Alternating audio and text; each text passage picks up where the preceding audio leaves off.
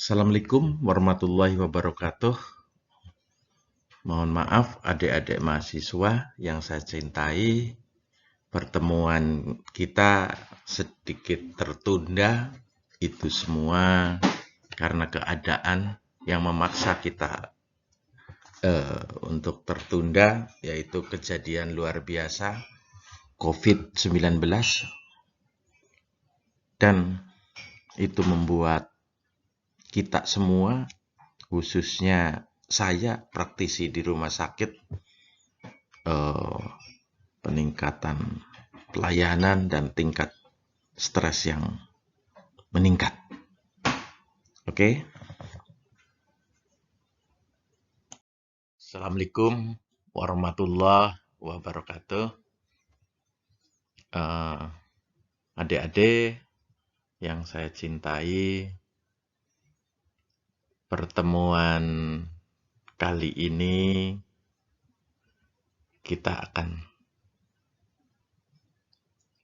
membahas terkait dengan keselamatan kerja pada tindakan invasif dan medication patient safety di tengah pandemi COVID-19.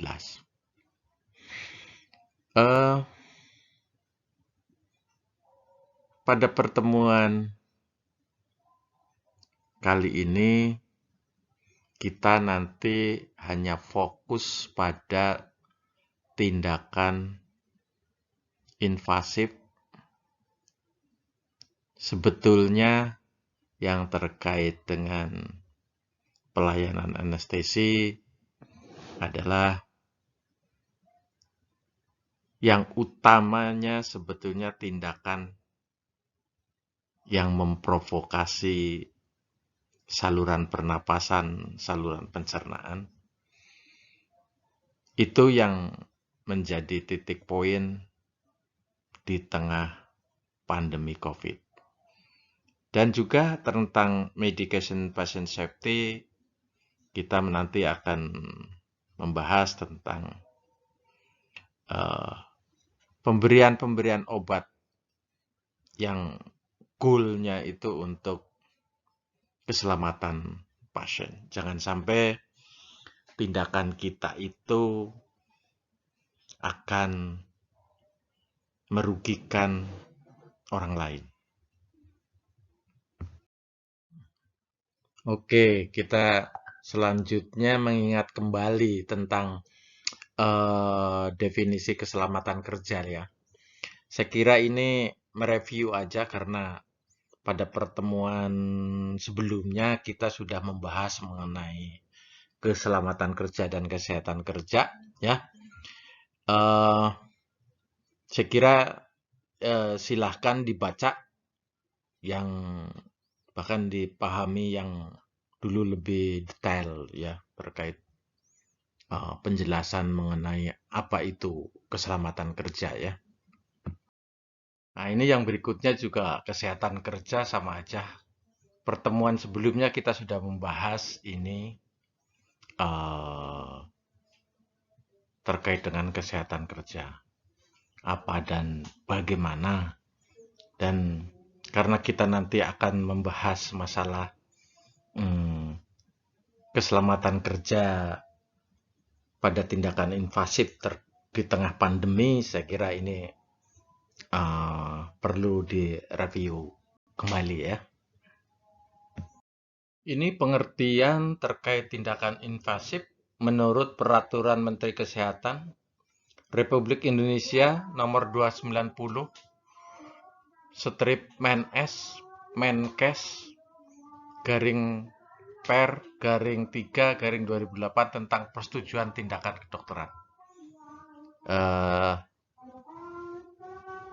Adalah suatu tindakan medis yang langsung dapat mempengaruhi keutuhan jaringan tubuh. Jadi tindakan invasif itu prinsipnya yang melukai tubuh, ya, melukai tubuh. Jadi melukai kulit itu sudah termasuk tindakan invasif. Sedangkan medication safety pengertiannya adalah terkait dengan pengertian medication error. Jadi kalau error berarti tidak tidak safe ya. Menurut Peraturan Menteri Kesehatan nomor 72 tahun 2016 tentang standar pelayanan kefarmasian di rumah sakit menyebutkan medication error merupakan kejadian yang menyebabkan kerugian pasien akibat pemakaian obat selama dalam penanganan tenaga kesehatan yang sebetulnya dapat dicegah. Ini jadi banyak hal-hal yang harus diperhatikan. Jangan sampai terkait pemberian obat itu merugikan orang lain. Padahal sebetulnya itu bisa dicegah. Makanya saya sih berharap semua praktisi terkait pelayanan kesehatan dari profesi dokter, perawat, penata anestesi, dan lainnya, semua yang ada di rumah sakit, jika mengikuti regulasi yang ada, akan aman. Ya, makanya ikutilah regulasi yang ada, sehingga tidak akan merugikan orang lain. Sedangkan coronavirus disease 2019 atau COVID-19 merupakan coronavirus adalah keluarga besar virus yang menyebabkan penyakit melalui gejala ringan sampai berat. Jadi gejala itu bisa aja cuman sakit tenggorokan, yang gejala berat sampai timbul sesak napas. Misalnya ada gangguan di fungsi pernapasan, khususnya di paru ya. Ada setidaknya 2 jenis coronavirus yang diketahui menyebabkan penyakit yang dapat menimbulkan gejala berat, seperti Middle East Respiratory Syndrome (MERS), dan diketahui ini yang penularannya melalui unta ya, yang kemarin sempat ngetren di Timur Tengah, dan Severe Acute Respiratory Syndrome atau SARS ya. Nah, coronavirus disease 2019 atau COVID adalah penyakit jenis baru yang belum pernah diidentifikasi sebelumnya pada manusia.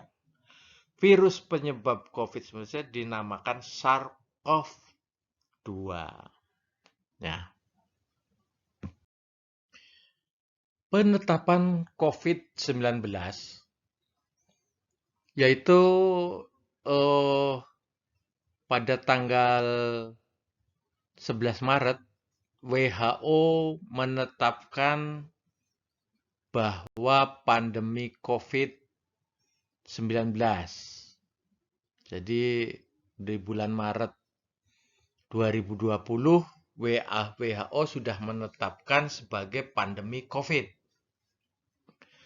Penetapan darurat kesehatan masyarakat COVID-19 dan juga penetapan bencana non-alam COVID-19 sebagai bencana nasional, yaitu 13 April 2020.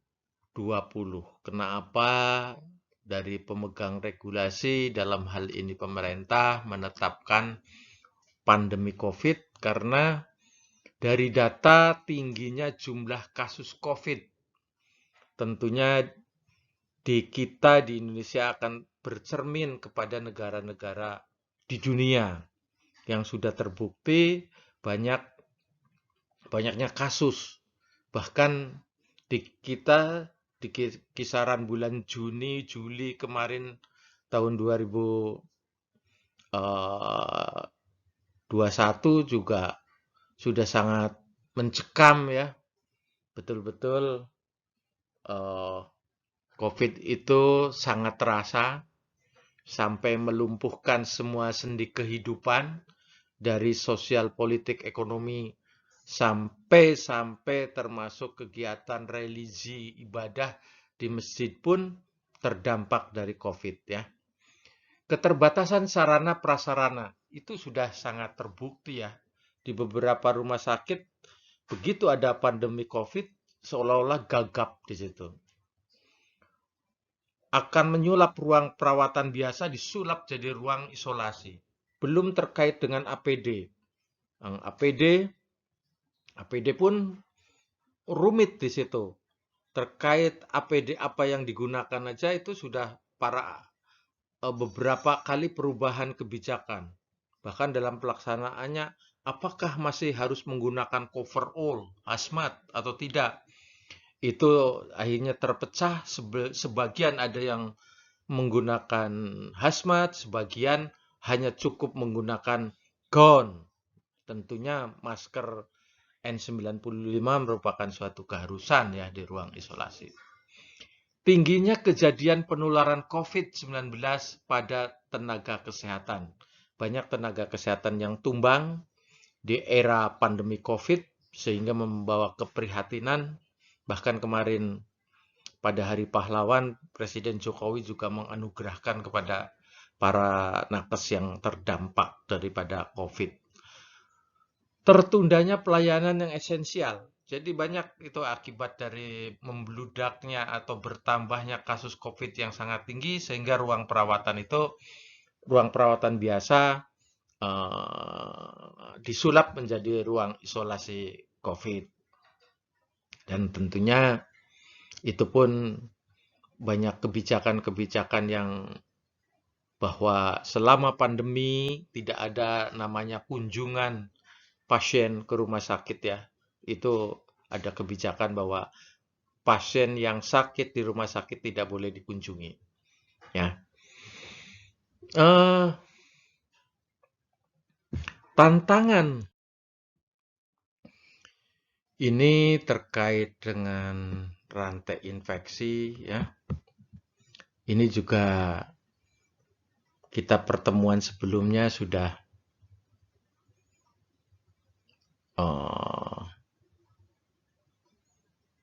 saya sampaikan terkait rantai infeksi dan ini merupakan yang harus diketahui ya oleh kita adik-adik sebagai calon tenaga kesehatan. Ini bukan rantai infeksi itu bukan sekedar COVID, termasuk semua kasus-kasus termasuk penyakit infeksi ini harus dipahami ya. Tolong adik-adik lihat lagi pertemuan sebelumnya terkait dengan rantai infeksi. Waktu itu saya membahas mengenai konsep dasar penularan infeksi, konsep dasar HES di situ sudah dibahas. Silahkan dibuka kembali. Nanti kita hanya akan yang pertemuan ini kita akan lebih fokus terkait dengan model penularan tapi khusus terkait dengan COVID-19.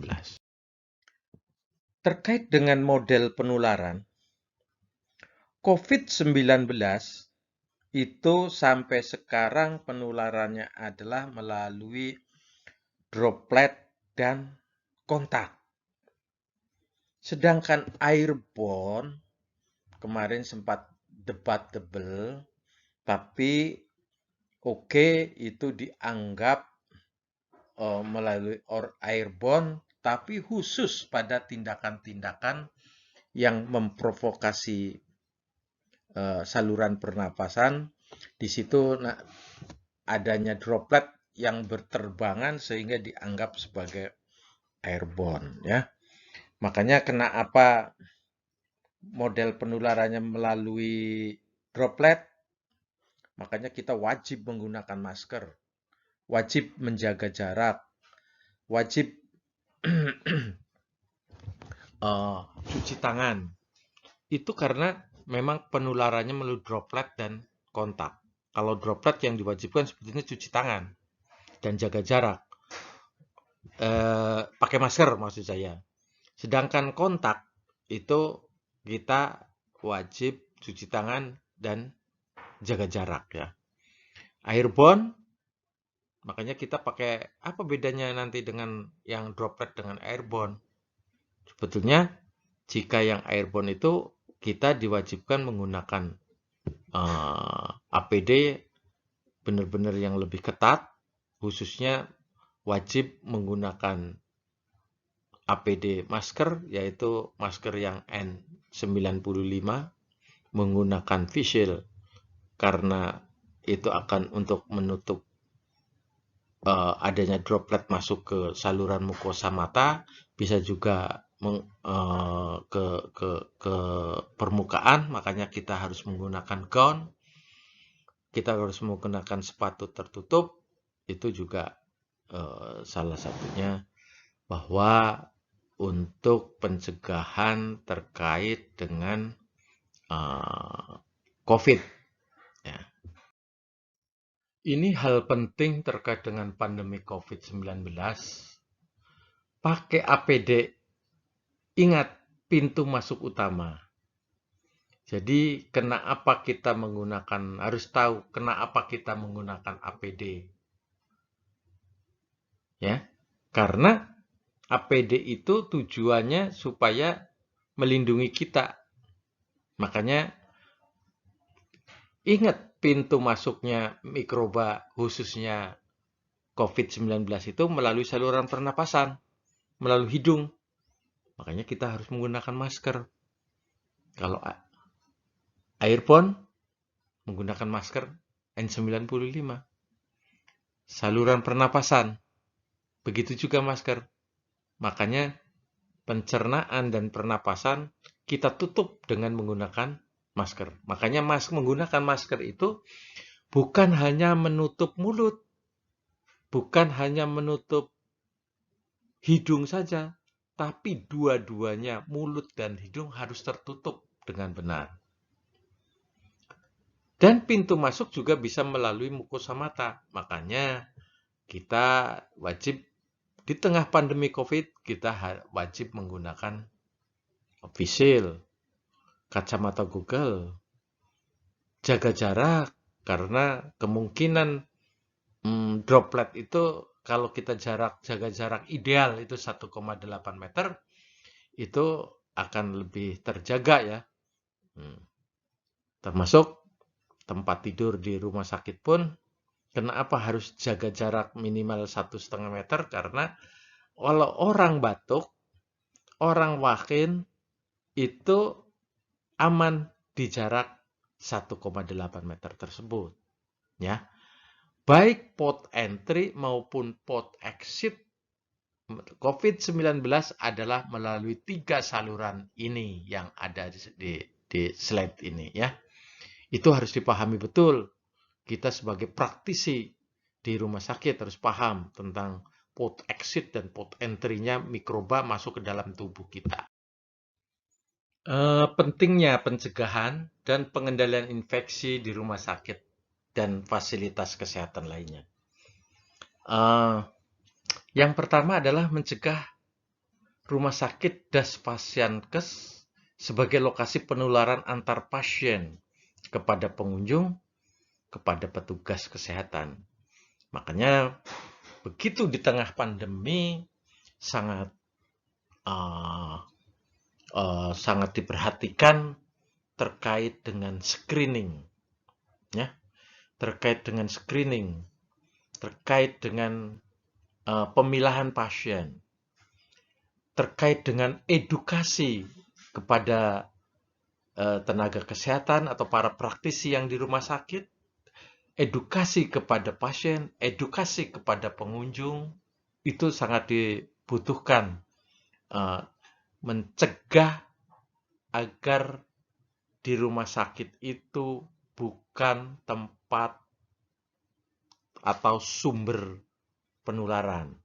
Edukasi yang diberikan kepada praktisi rumah sakit dan semua yang ada di rumah sakit, termasuk salah hal yang paling kecil adalah menjaga kebersihan lingkungan dan mentaati semua aturan-aturan yang ada terkait dengan pencegahan COVID, termasuk kewaspadaan isolasi, baik standar dan transmisi, diantaranya mencuci tangan, menjaga kebersihan lingkungan, menggunakan APD yang sesuai dan berikutnya ya. Pasien Dan penyakit penyerta komorbid lebih berisiko mengalami komplikasi lebih berat di COVID-19. Makanya untuk yang komorbid mesti harus lebih menjaga diri sendiri ya. Itu karena memang lebih berat sih dibandingkan dengan yang tidak mempunyai komorbid. Prioritas pelindungan petugas kesehatan karena bertugas di lini depan. Makanya apa bentuk perlindungannya kepada petugas kesehatan? Salah satunya adalah memfasilitasi alat pelindung diri, mengedukasi gimana caranya supaya tidak terjadi penularan, meningkatkan daya tahan tubuh. Ya, itu yang utama yang memang harus diperhatikan oleh semua para praktisi yang sebagai garda terdepan ya. Karena praktisi di rumah sakit otomatis lebih banyak bersinggungan dengan pasien-pasien COVID-19. Yang perlu diketahui tentang kewaspadaan isolasi adalah ada 2 lapis, kewaspadaan standar dan kewaspadaan transmisi. Sedangkan kewaspadaan standar merupakan gabungan antara universal precaution dan body substance isolation, di mana waspada terhadap darah, cairan tubuh, sekresi, ekresi, kecuali keringat. Dan ditujukan kepada semua pasien tanpa memandang pasien itu infeksi atau tidak. Sedangkan kewaspadaan transmisi merupakan kewaspadaan tambahan yang ditujukan kepada pasien yang terinfeksi atau diduga infeksi.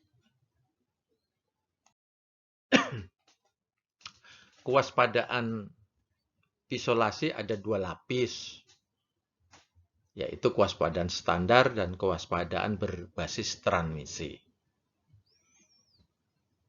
Dan sebetulnya ini juga mengingatkan kembali aja karena materi sebelumnya terkait dengan kewaspadaan isolasi sudah dibahas pada waktu membahas tentang konsep dasar HAIS pada pertemuan yang sebelumnya. Materi pada kali ini adalah terkait dengan kesehatan kerja di masa pandemi COVID dan medication patient safety. Ini terkait dengan kesehatan kerja. Waspadaan standar itu kan ada 11 ya.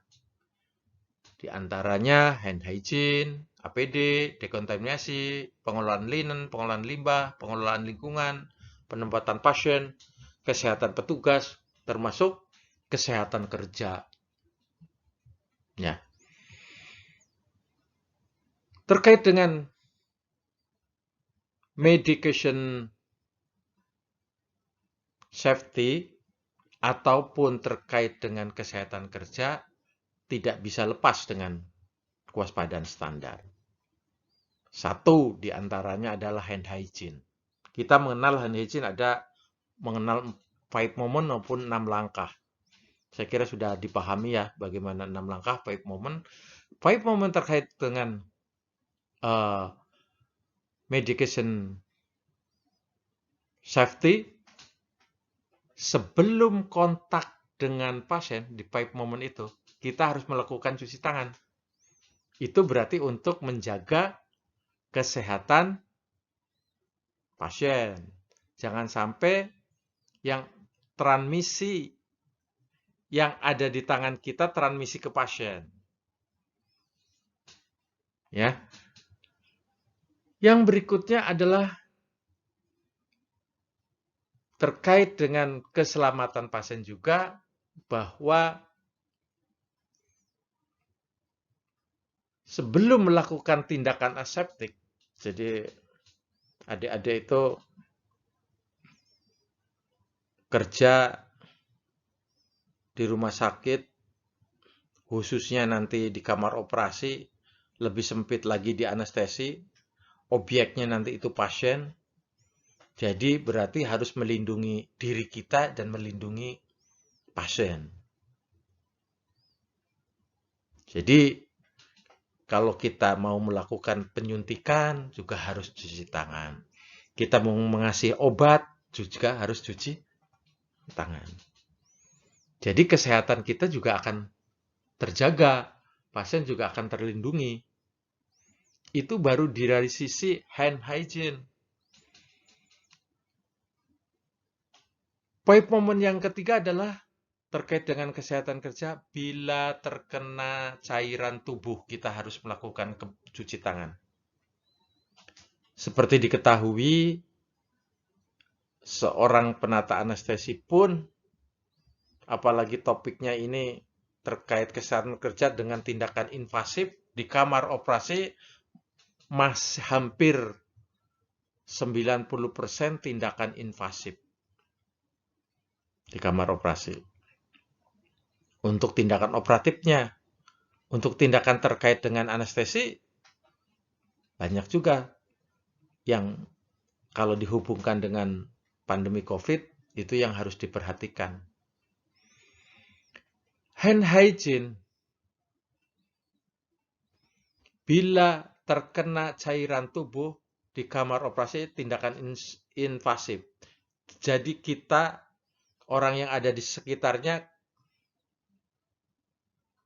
sangat mungkin, sangat mungkin terkena percikan cairan tubuh. Bahkan jika terkena cairan tubuh, kita harus melakukan cuci tangannya dengan air mengalir dan sabun. Kenapa? Karena dengan air mengalir ada tekanan mekanik. Kenapa dengan sabun? Sabun sifatnya mengangkat kotoran. Sehingga mikroba yang ada di dalam tangan kita akan lepas. Setelah kontak dengan pasien, lah itu juga salah satu unsur untuk menjaga kesehatan kita. Kalau dari pasien kita cuci tangan, kita habis kontak dengan pasien, kita cuci tangan. Berarti untuk kesehatan kita. Apalagi di tengah pandemi. Ya. Yang berikutnya adalah setelah dari lingkungan pasien. Ya otomatis. Lingkungan dalam arti sempit ruang pasien, bisa dalam arti sempit bangsal atau ruang rawat, atau sekupnya rumah sakit. Jadi kalau sebelum keluar dari rumah sakit, lakukan hand hygiene. Itu untuk kita, bahkan untuk keluarga kita. Ya. Nanti terkait APD, nanti akan dibahas yang terkait dengan tindakan invasif. Ya. Nanti akan dibahas tersendiri. Terkait dekontaminasi, saya kira pernah di materi sebelumnya sudah dibahas. Pengelolaan linen limbah juga sudah. Penata laksana lingkungan juga sudah dibahas bahwa di tengah pandemi itu harus dalam keadaan bersih. Karena transmisi penularan COVID salah satunya melalui kontak dan droplet. Jadi disadari atau tidak disadari, tangan kita itu biasanya akan kemana-mana. Nah, itu yang perlu diperlukan cuci tangan. Ya. Penempatan pasien, kenapa penempatan pasien penting? Saya kira sudah nanti ada triase, ada semacamnya. Ini penting sekali, yaitu jangan sampai kita kalau penempatan pasiennya tidak sesuai, kemungkinan kita akan tertular lebih besar. Ya, kesehatan petugas, saya kira sangat penting ya, kesehatan petugas. Ini juga semuanya harus jalankan, kalau kita menjalankan kewaspadaan standar, itu akan menjaga kesehatan kerja kita, apalagi di tengah pandemi, dan juga akan melindungi pasien. Yang berikutnya adalah higiene respirasi, praktek menyuntik aman, dan lumbal fungsi yang aman. Ini bagian dari kewaspadaan standar. Higiene respirasi adalah etika batuk. Tolong mulai sekarang dibiasakan adik-adik itu, misalnya di rumah sakit, kalau batuk, kalau bersin, dan sejenisnya, jika tidak menggunakan masker, maka tutuplah, tidak diperbolehkan menutup waktu bersin, menutup hidung dan mulut dengan tangan. Tetapi harus dengan lengan atas bagian dalam. Ya, lengan atas bagian dalam. Itu sesuatu yang sebetulnya sederhana, tapi harus dibiasakan. Ya, itu tolong etika batuk. Praktek menyuntik yang aman, nanti ada bahasan sedikit ya, nanti dari penata anestesi itu sangat penting. Praktek menyuntik yang aman itu termasuk pada saat melakukan spinal anestesi, itu wajib hukumnya menggunakan APD masker. Jangan sampai percikan yang dari mulut atau saluran pernapasan kita masuk ke lubang tusukan spinal. Ya, itu praktek lumbal fungsi itu juga sama, penyuntikan, termasuk penyuntikan itu hand hygiene juga sangat. Edukasi, kita bisa juga sebagai karyawan kita berhak untuk melakukan semacam pelatihan, dan tidak kalah penting, kita sebagai tenaga kesehatan bisa melakukan edukasi terhadap pasien. Tapi terkait dengan kesehatan kerja, kita juga berhak untuk mendapatkan edukasi dari para profesional terkait ya. Yang berikutnya adalah kewaspadaan berbasis transmisi.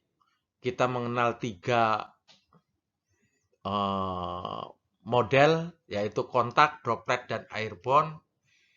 Kalau kontak itu waspada terhadap cairan tubuh, sekresi, ekresi, dan kulit yang tidak utuh, membran, langsung maupun tidak langsung ya. Droplet, percikan transmisi sejauh 1,8 meter. Jadi kalau jaga jarak, walaupun kita tidak menggunakan masker, kalau jaraknya lebih dari 1,8 meter, kita tidak terkena percikan atau tidak terkena dampak dari droplet. Nah, apalagi di tengah pandemi, ini hal kontak itu jaga jarak sangat penting ya. Airborne, ini airborne terkait dengan kesehatan karyawan itu terutama kita pada saat melakukan tindakan. Nah, nanti akan dibahas terkait apa dan gimana supaya kita itu dalam melaksanakan pekerjaan tetap aman, pasien terlindungi. Yang berikutnya bahwa kapan sih kita melaksanakan kewaspadaan isolasi yang tadi ada 11, dari hand hygiene sampai kesehatan karyawan, ada APD, ada penyuntikan lumbal fungsi, yang tadi ada 11. Yaitu saat pertama kali kita menerima pasien di triase. Jadi pada saat kita melaksanakan saat kali menerima pasien, dilakukan triase, terutama di tengah pandemi, itu bisa diawali dari semua pintu masuk rumah sakit. Seperti kita bisa lihat, di pintu masuk rawat jalan, pintu masuk IGD, dan mengurangi jumlah pintu yang masuk ke rumah sakit. Itu kalau skupnya rumah sakit. Kalau skupnya kita di kamar operasi, dalam pelayanan anestesi, saat kita pertama ketemu dengan pasien, lakukan itu kewaspadaan isolasi. Kita berpedoman pada kewaspadaan isolasi yang terdiri dari 2 lapis, kewaspadaan standar dan kewaspadaan transmisi. Dari hand hygiene sampai yang transmisi, kontak, droplet, maupun airborne. Ya. Kedua, saat akan melakukan tindakan pemasangan alat. Setiap kita akan memasang alat. Anestesi apa sih masang alat? Pertama datang pasien perlu diinfus. Kita berpedoman pada kewaspadaan isolasi. Itu semua untuk kesehatan kita, untuk kesehatan kerja kita, dan keamanan pasien. Pada kita masang infus, mau masang monitor monitor alat ya, bedside teaching.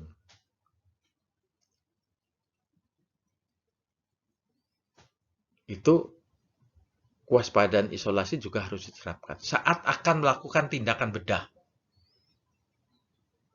itu dari ada cuci tangan bedah, ada harus menggunakan APD, alat-alat harus dikontaminasi dengan benar.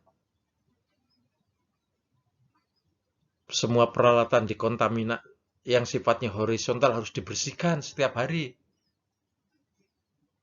Itu untuk kesehatan kita juga. Saat melayani langsung pasien dengan infeksi menular, ditransmisikan kontak droplet dan airborne. Kewaspadaan isolasi harus diterapkan. Pasien TB, pasien COVID. Saat melakukan tindakan aerosol generating procedure. Apa itu? Tindakan aerosol generating procedure itu saat kita melakukan, salah satu contohnya mau melakukan intubasi, mau melakukan bronkoskopi, anestesi pada pasien yang melakukan bronkoskopi. Itu juga kewaspadaan isolasi harus diterapkan. Oke. Ini perlu juga dipahami terkait dengan kesehatan kerja dan saat kita pemberian obat ke pasien, yaitu konsep monitoring rantai infeksi, yaitu kebersihan tangan untuk mencegah kontaminasi silang, cross infection, menggunakan barrier, alat pelindung diri. Tentunya ini sesuai dengan ketentuan-ketentuan yang ada. Menghilangkan atau meminimalkan reservoir dan mikroba dengan desinfeksi. Alat dan permukaan area pelayanan pasien, terutama di permukaan yang banyak disentuh oleh tangan. Jadi, reservoir itu termasuk di lingkungan yang kotor. Lingkungan kotor, area-area kotor itu yang mana? Yang paling sering berhubungan dengan tangan. Paling banyak tersentuh dengan tangan. Teknik aseptik mencegah masuknya mikroba ke pasien saat tindakan pemasangan alat. Kita mau memasang infus, kita mau pasang intubasi, kita mau pasang LMA, kita mau pasang dan sejenisnya. Kita melakukan spinal, itu tindakan aseptiknya harus benar. Ya. Itu salah satu upaya menjaga kesehatan kita dan juga melindungi pasien. Ujung-ujungnya itu semua. Screening juga ini sangat erat terkait dengan kesehatan kerja. Ini tujuan untuk karyawan di suatu rumah sakit, screening juga untuk melindungi kita yang ada di dalam. Ya, jadi itu yang dilihat. Bisa sekarang ada di mall, di setiap rumah sakit, di pintu masuk itu ada screening terkait suhu. Bisa terkait dengan kuesioner. Bahkan sekarang ada yang melalui aplikasi di satu rumah sakit. Itu screening jaga tujuannya untuk termasuk melindungi kesehatan karyawan. Ya, sekarang bisa dilihat deh di semua rumah sakit ada screening setiap pintu masuk. Khususnya pintu masuk pasien, tapi sebetulnya semua pintu masuk karyawan maupun pasien maupun keluarga pasien harus dilakukan screening. Ya, saya kira ini sudah dipahami lah. Poin-poin apa di dalam screening? Di antaranya adalah poin terkait apakah memiliki salah satu gejala berikut ini, misalnya ada batuk, ada demam, gangguan penciuman, diare, sakit kepala, sakit tenggorokan, nyeri otot, dan lainnya. Itu ditanyakan pada saat semua pasien maupun petugas masuk ke suatu rumah sakit.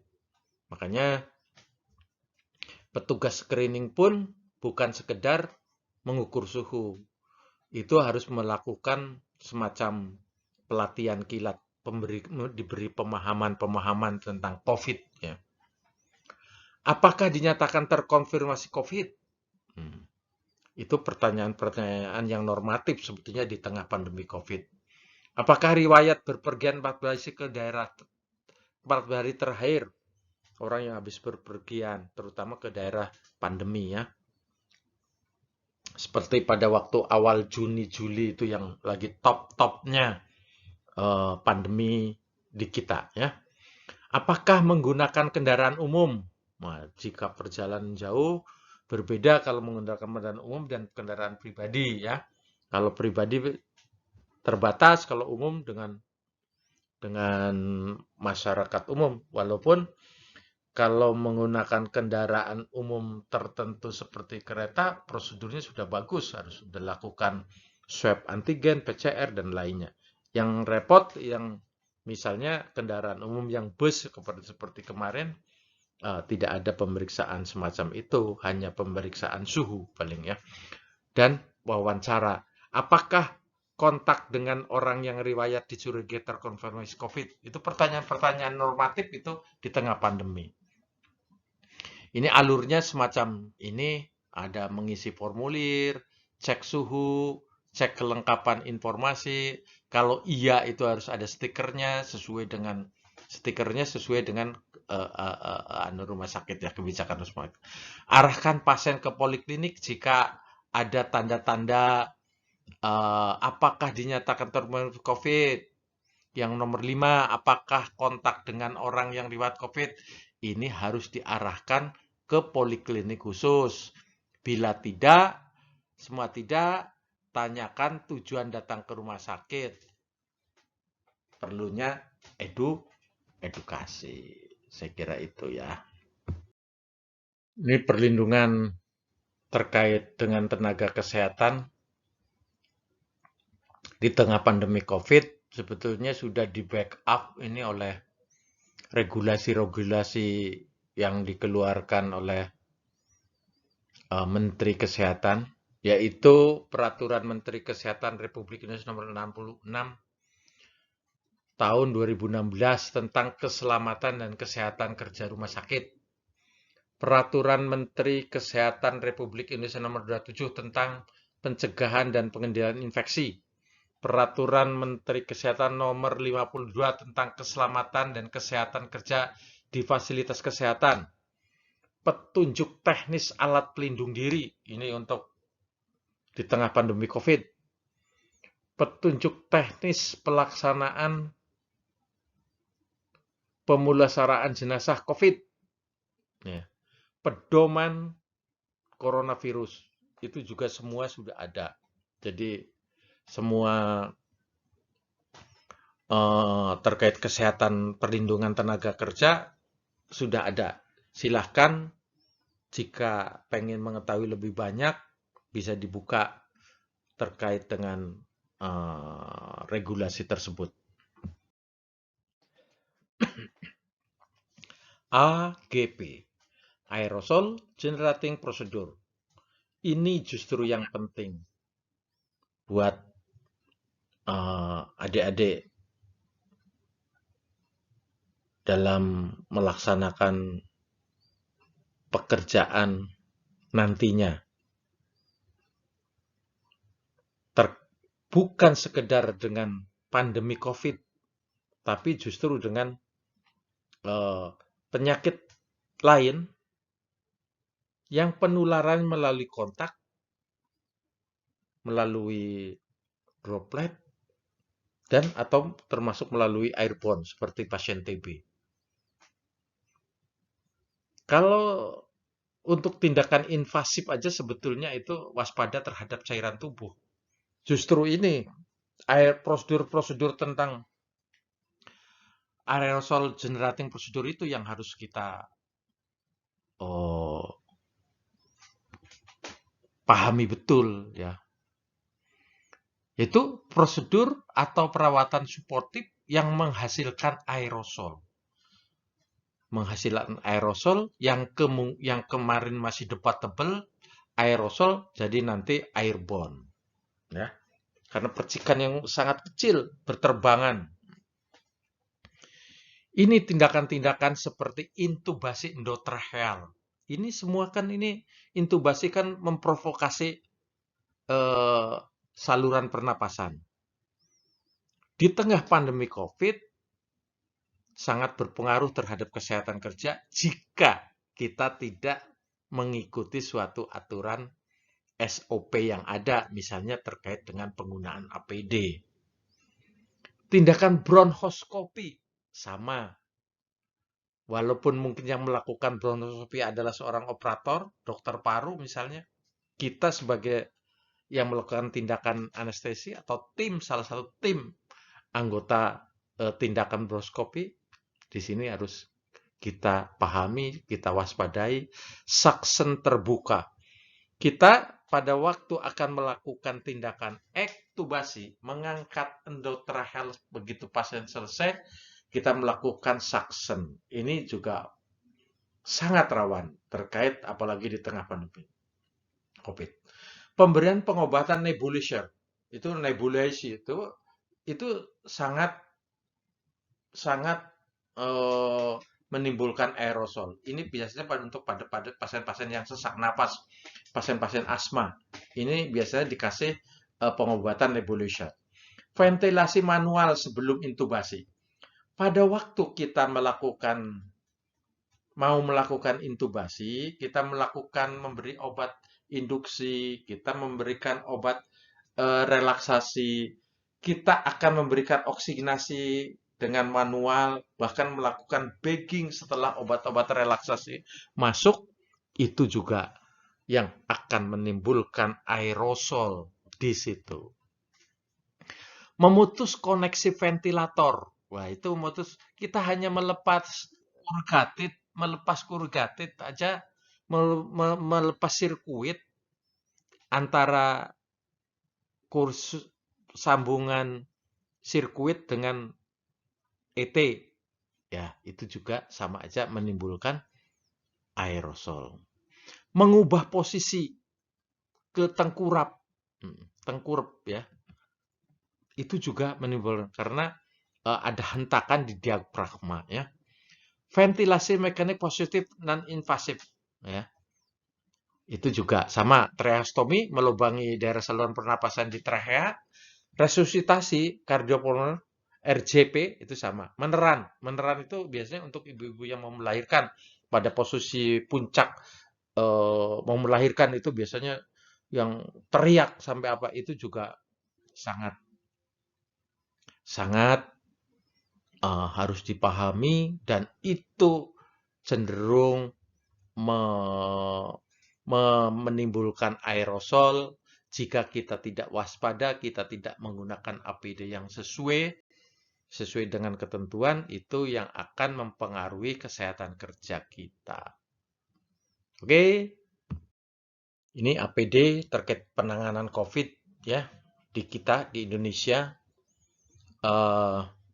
Ini sangat erat juga dengan hubungannya dengan kesehatan kerja. Prinsip dalam pemilihan alat pelindung diri harus dapat memberikan perlindungan terhadap bahaya yang spesifik, percikan, kontak langsung maupun tidak langsung. APD seringan mungkin. Jadi APD itu jangan berat-berat, ya. Tidak boleh menyebabkan rasa ketidaknyamanan yang berlebihan.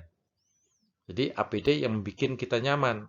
Tapi biasanya kalau kita menggunakan APD apa yang membuat kita nyaman? Masker aja tidak nyaman, ya.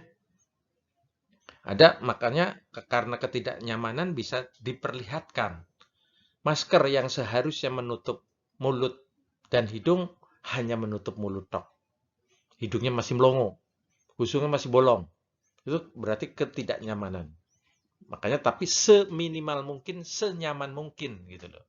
Untuk nyaman betul menggunakan APD itu tidak nyaman.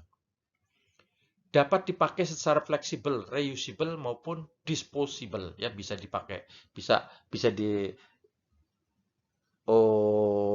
sekali pakai, bisa dipakai ulang, silahkan ya. Tidak menimbulkan bahaya tambahan, misalnya bahannya tidak compatible dengan kulit gitu loh.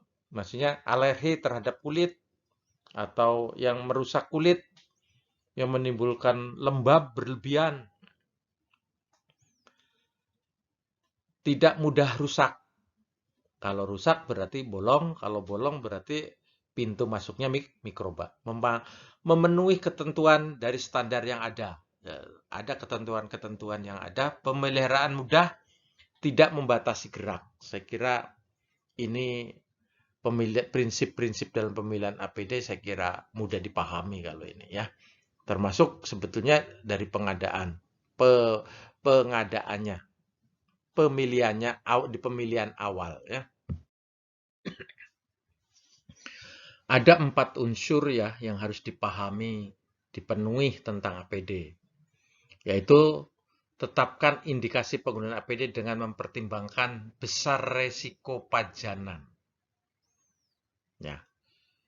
Besar resiko pajanan. COVID sangat besar terkait dengan pajanan karena penularannya melalui droplet dan kontak. Dinamika transmisi penularan COVID adalah droplet dan kontak. Transmisi airborne bisa terjadi bila tindakan AGP, aerosol generating procedure. Ya, seperti tadi ada bla bla bla seperti bronkoskopi dan lainnya. Yang kedua, cara memakai dan cara melepas. Tentunya melepas ya harus benar, memakai juga harus benar. Jangan sampai justru COVID didapat pada saat kita melepas APD. Ya. Contohnya, sarung tangan dipakai terakhir dari berbagai APD yang ada. Sarung tangan dilepas yang pertama. Yang pertama dilepas. Pada saat di tengah pandemi COVID ini, begitu kita melepas sarung tangan, kita melakukan hand hygiene. Bisa dengan hand sanitizer. Pada saat kita melepas face shield, itu sebelumnya sudah cuci tangan, dan pada saat kita melepas, kita juga harus cuci tangan. Jangan sampai kita habis melepas face shield, penutup muka, melepas kacamata Google, di situ di sekitaran alat tersebut ada mikrobanya, ada COVID-nya, kita tidak melepas sarung tangan, padahal di sini ada mukosa mata. Berarti sama aja dari tangan bisa nempel ke mukosa mata. Jadi cuci tangan setiap kita melepas tahapan APD, lakukan cuci tangan. Cara menempatkan disposal setelah dipakai dengan benar. Jadi pada waktu mau dibuang itu ditempatkan pada yang benar. Yang reuse seperti gaun, tempatkan khusus gaun yang reuse. Yang disposable, masker, topi, tempatkan khusus. Yang untuk dikontaminasi, face shield, goggle, dan boot, ditempatkan pada yang disediakan. Jadi itu harus disediakan ya. Ini untuk pengetahuan, termasuk di kamar operasi pun melepas APD, penempatannya harus setelah dilepas harus sesuai ya. Jangan sampai kita melepas asal melepas, kita pergi langsung mandi, tidak ya. Karena jangan sampai akibat perbuatan kita mempengaruhi kesehatan kerja rekan kita atau teman kerja kita gitu. Oke. Ini terkait dengan standar APD ya. Dari fungsi-fungsinya nih. Pelindung mata dan pelindung wajah untuk mencegah transmisi droplet masuk ke khususnya ke mukosa ataupun ke saluran pernapasan maupun kalau wajah termasuk saluran pernapasan dan saluran pencernaan yaitu mulut dan hidung. Tapi jika kacamata itu untuk droplet transmisi droplet kepada masuk ke mukosa. Gaun lengan panjang bisa bersih dan non-steril dan sarung tangan untuk mencegah transmisi kontak. Ya. Bisa kontak langsung maupun tidak langsung. Kontak terutama dari pasien ke kita atau dari kita ke pasien. Gunakan satu set APD baru ketika akan merawat pasien dan sarung tangan baru saat pindah ke pasien lain. Jadi prinsipnya pada di tengah pandemi COVID itu khususnya kita pada tindakan invasif itu harus satu set satu pasien. Sarung tangan nggak boleh satu pasien dari pasien yang satu ke pasien berikutnya. Jika itu dilakukan sama aja memindahkan dari pasien satu ke yang berikutnya. Fokus untuk menghemat dan menggunakan kembali APD bila dibutuhkan. Ya. Kebersihan tangan yang sesuai 5 momen juga saat menangani antar pasien. Ya. Hindari menyentuh mata, hidung, mulut, dan masker. Ini saya kira sudah cukup jelas ya. Terkait dengan APD ini masker, ada face shield ataupun gown. Ya.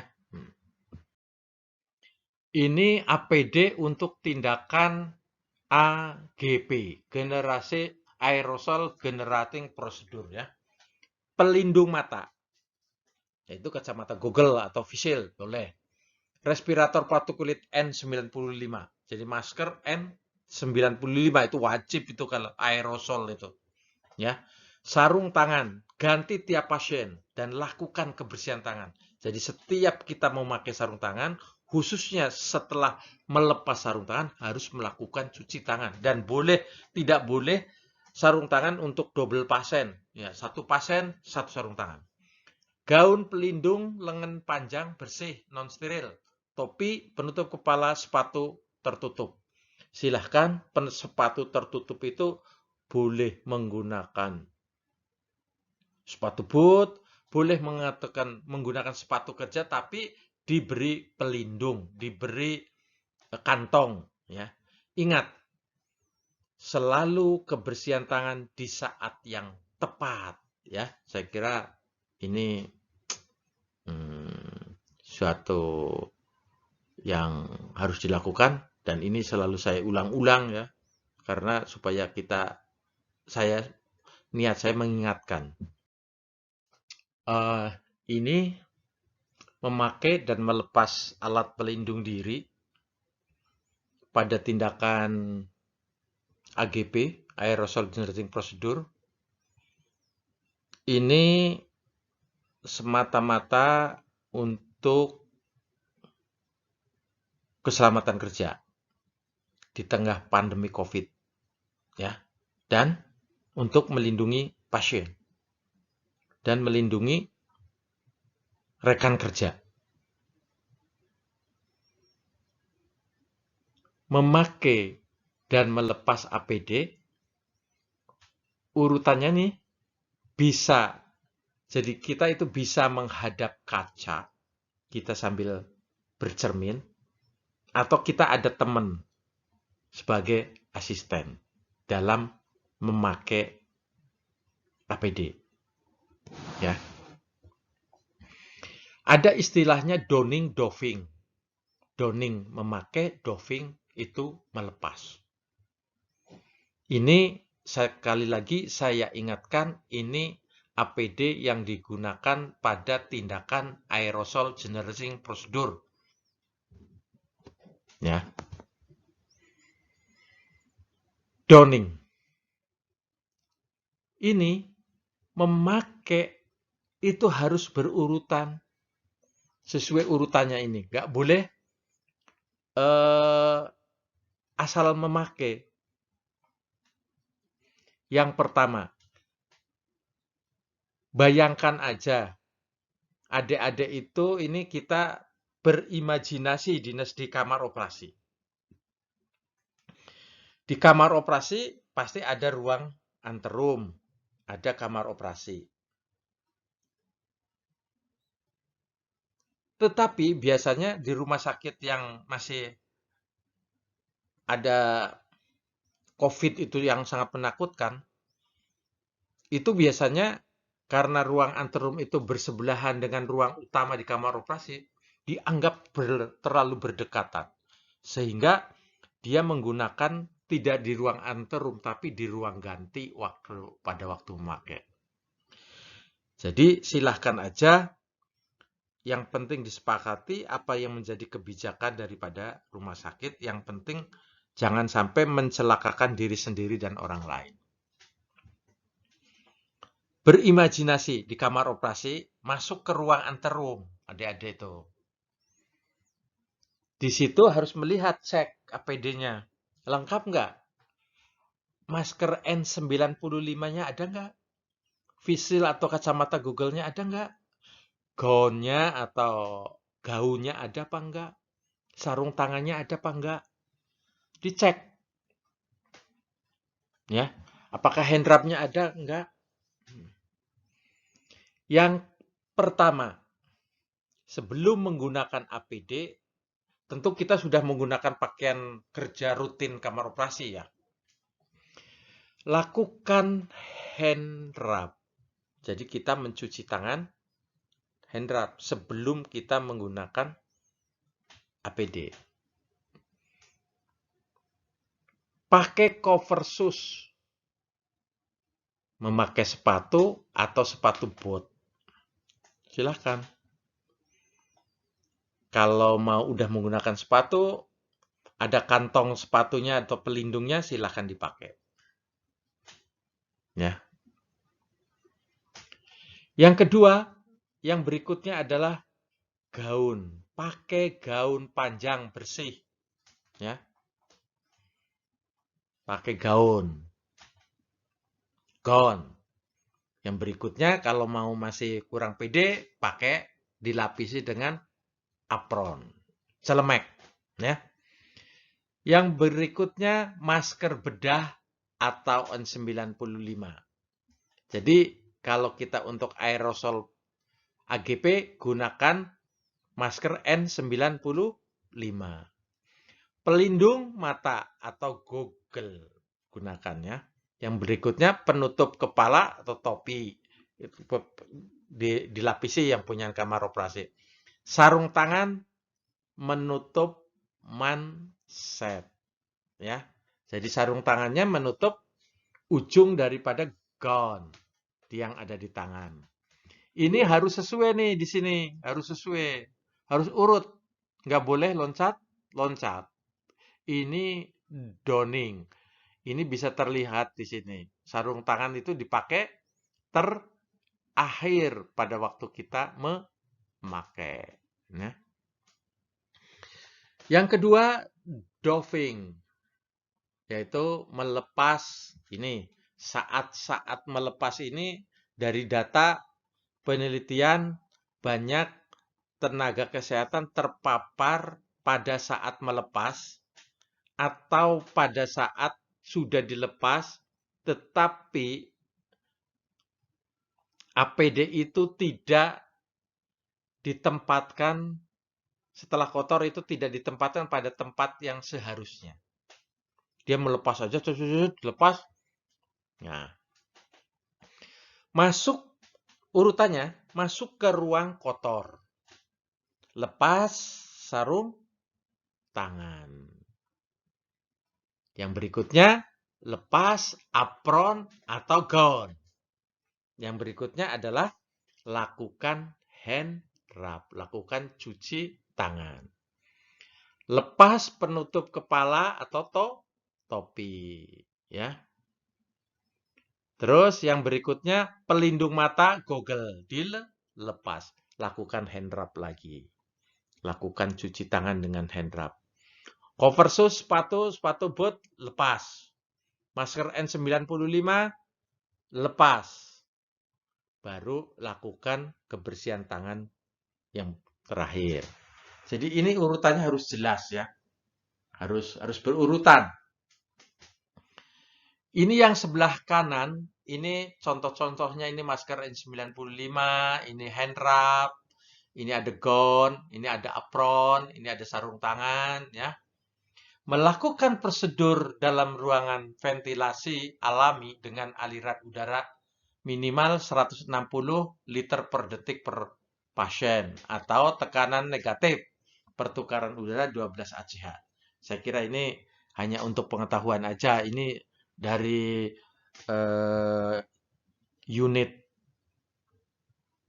sanitasi lingkungan sudah membuat ini SPO dan sejenisnya ya. Saya kira itu penting sekali, cara memakai dan melepas terkait dengan kesehatan kerja, cara melepas atau doffing sangat penting.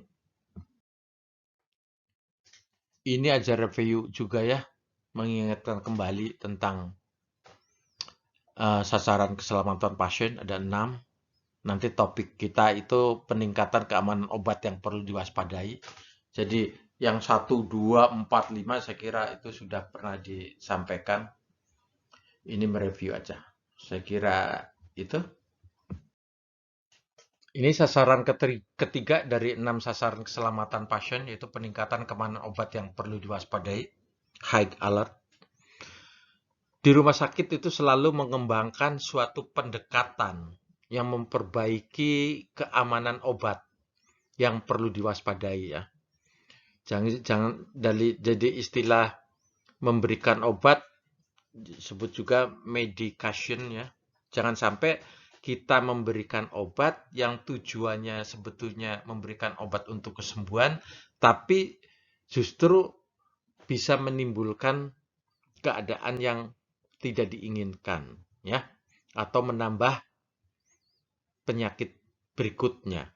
Yaitu high alert adalah obat high alert yang harus diwaspadai, yaitu obat yang dapat menimbulkan kejadian yang tidak diharapkan, atau kejadian yang tidak diinginkan, atau kejadian sentinel bisa salah digunakan. Ya. Itu disebut high alert. Ya. Daftar obat high alert atau obat spesifik ini diantaranya adalah colchicine injection, heparin, heparin unfractionated 5, insulin, lidocain, magnesium, methotrexate, nitridin, colchicine injection, potassium klorid, potassium fosfat, sodium klorid, injection hipertonik 0,9%, warfarin. Jadi ini biasanya daftar ini di depo farmasi, di bagian farmasi sudah ada, ya. Mungkin nanti sudah ada daftarnya, sudah ada SPO-nya. Sekarang bahkan yang obat-obat sejenis ini semua dalam sangat ketat, sangat diawasi oleh petugas-petugas tertentu, yaitu oleh apoteker, petugas farmasi. Bahkan mau ngoplos obat pun mereka yang melakukan pengoplosan obat. Kita hanya memakai, ya. Hati-hati ini dalam obat, ini beberapa kali sebetulnya ini juga sudah disampaikan. Look like Hague alert drug, ya. Jadi kalau dilihat mirip-mirip gitu ya. Padahal begitu diperhatikan berbeda. Yang satu pitocin, oksitosin, yang satu adrenalin atau epinefrin. Ini banyak erat kaitannya dengan anestesi loh ini ya. Ini hati-hati. Makanya kita setiap mau memberikan obat harus dilihat. Setiap kita menambah instruksi dapat perintah atau instruksi atau suruh memberi obat harus yang jelas. Ada yang look like, sound like, jadi ya dilihat ya mirip, namanya juga mirip. Ini yang harus hati-hati. Contohnya ada yang sebelah kiri ada metronidazole, yang sebelah kanan metroviran, ya, hidroklorid. Itu dilihat mirip, namanya juga mirip. Ya. Dilihat mirip, suaranya juga namanya mirip tuh.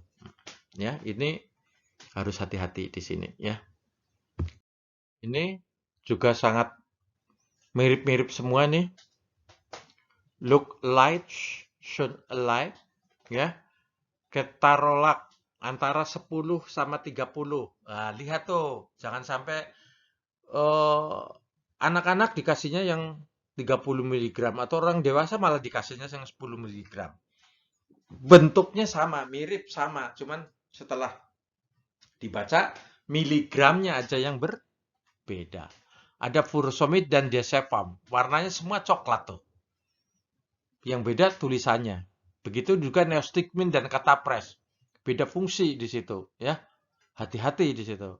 Tramadol dan gentamisin, satu antibiotik, satu analgetik. Ini juga harus hati-hati di situ.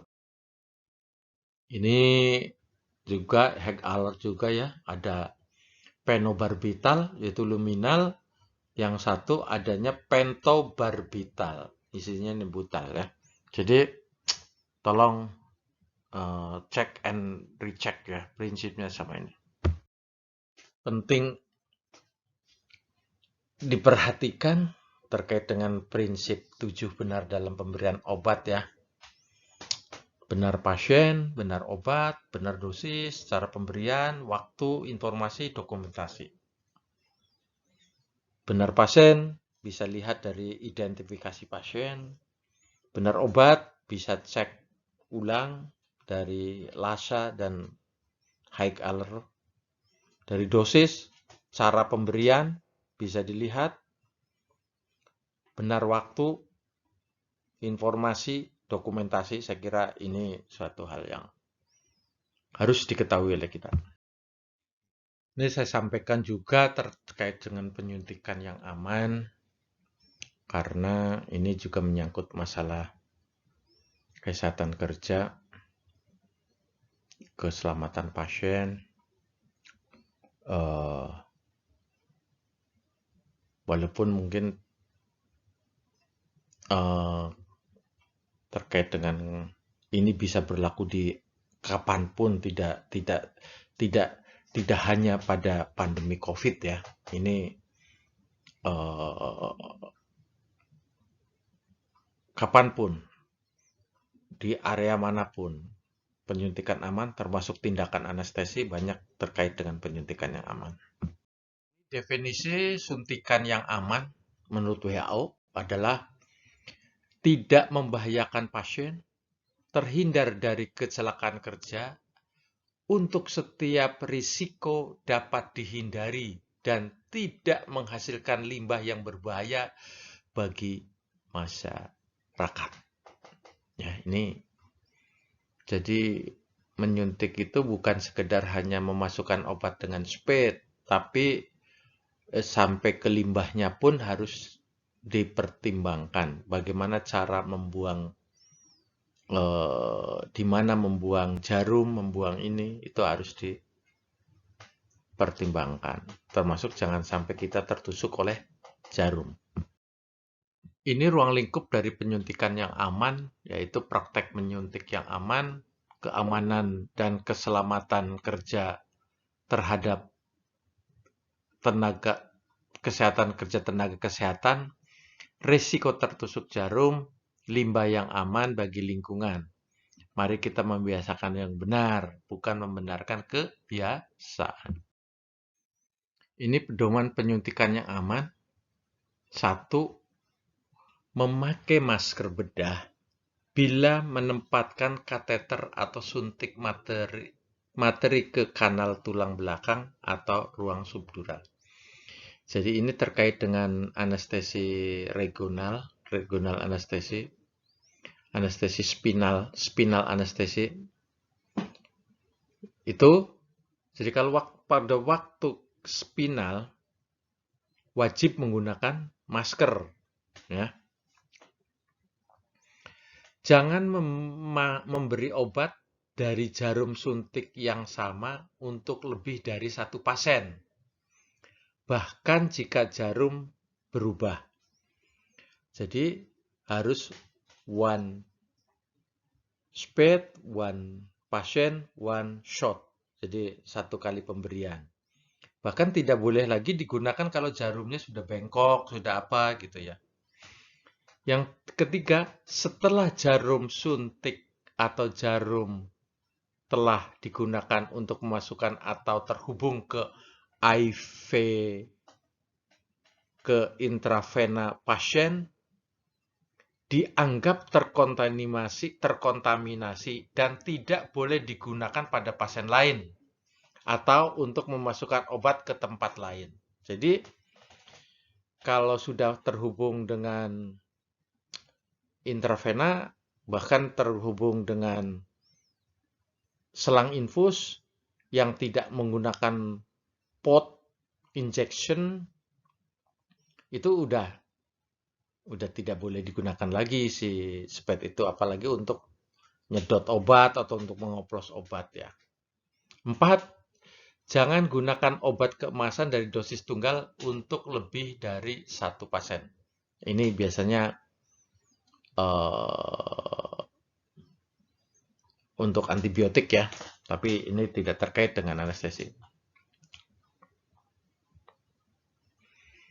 Jangan memasukkan obat ke botol dengan jarum yang suntik bekas. Ya, jadi jarum one patient, one speed. Ya. Bila memungkinkan, kemasan obat dalam bentuk dosis tunggal. Jadi larutan obat suntik hanya digunakan untuk satu pasien. Jadi sebaiknya obat-obat, termasuk obat-obat anestesi itu, kalau dalam bentuk vial atau ampul, itu mestinya yang dosisnya untuk satu pasien satu vial, bukan satu vial itu untuk beberapa pasien. Itu sebetulnya tidak disarankan ya.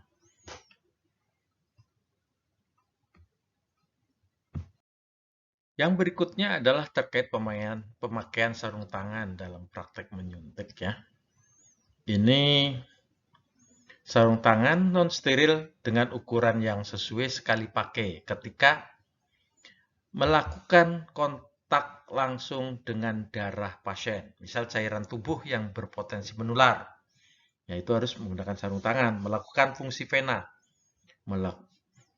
penyuntikan lewat tusukan, yaitu vena. Kulit tenaga kesehatan tidak utuh, jadi kalau kulit kita luka itu harus menggunakan sarung tangan. Kulit pasien luka atau infeksi kulit itu juga harus menggunakan sarung tangan. Ini lanjutannya, diperbolehkan tidak menggunakan sarung tangan ketika melakukan penyuntikan intradermal, subkutan, dan intramuskuler. Kulit tenaga kesehatan utuh, kulit pasien utuh. Ya, jadi kita tidak perlu menggunakan sarung tangan. Ini panduan praktis untuk desinfeksi kulit untuk penyuntikan ya. Jadi pada waktu kita mau menyuntik, ini menjadi panduan, yaitu swab dengan alkohol 70%, isopropil, alkohol atau etanol ya. Jadi dengan alkohol 70% lazimnya di rumah sakit. Bersihkan daerah penyuntikan dengan prinsip dari dalam keluar. Jadi waktu memutar itu dari luar ke dalam si kapas alkoholnya itu. Biarkan kurang lebih 30 detik atau sampai kering. Alkohol itu keringnya itu 30 detik. Jadi jangan sampai masih basah udah kita suntik. Pertama, fungsi daripada alkohol itu belum maksimal. Kedua, bisa menimbulkan rasa sakit pada pasien pada saat kalau belum waktunya 30 detik atau belum sampai alkohol itu kering. Ini dalam penyuntikan yang aman adalah 1 jarum, 1 spade, 1 patient, 1 shot, hasilnya 0 infeksi. Ya, jarum sendiri sekarang itu bahkan jarum sama spade itu sudah 1 pasang. 1 kali pemakaian, berarti hanya 1 kali suntikan buang.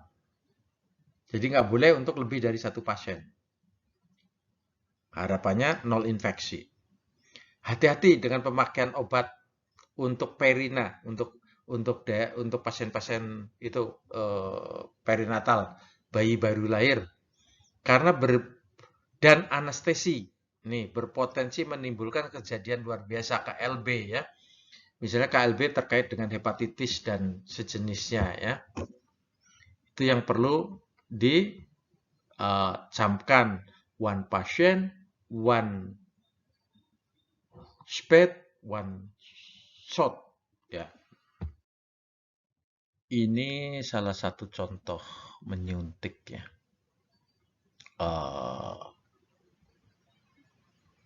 Yang aman, ini suntikan, kemungkinan ini suntikan insulin ya, jadi tidak perlu menggunakan sarung tangan. Ini contoh pembuangan sampah, semua benda medis tajam seperti alat suntik harus dimasukkan ke yang kuning itu, safety box ya. Tidak boleh ditaruh di atas meja, boleh ditaruh di tempat terbuka.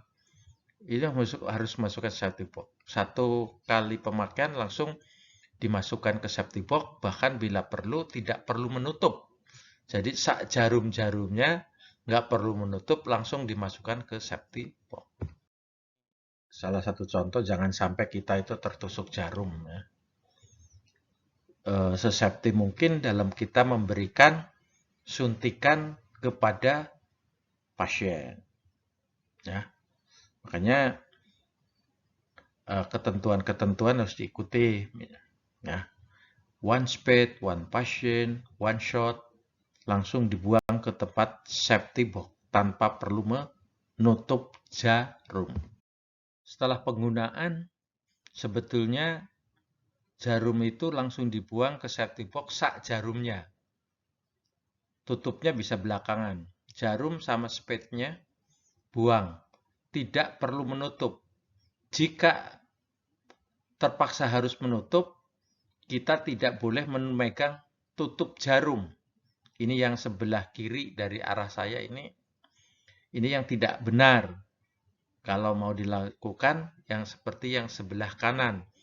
Dia tutupnya ditaruh di atas meja baru kita masukkan. Itu untuk menghindari supaya kita itu tidak tertusuk jarum. Ya. Terima kasih, semoga bermanfaat dan mari kita membiasakan yang benar, bukan membenarkan kebiasaan, sehingga kesehatan kita, keselamatan kita akan terjaga dan kita bisa melindungi dalam memberikan obat ke pasien terlindungi. Sekian, terima kasih. Wabillahi taufiq wal hidayah. Assalamualaikum warahmatullahi wabarakatuh.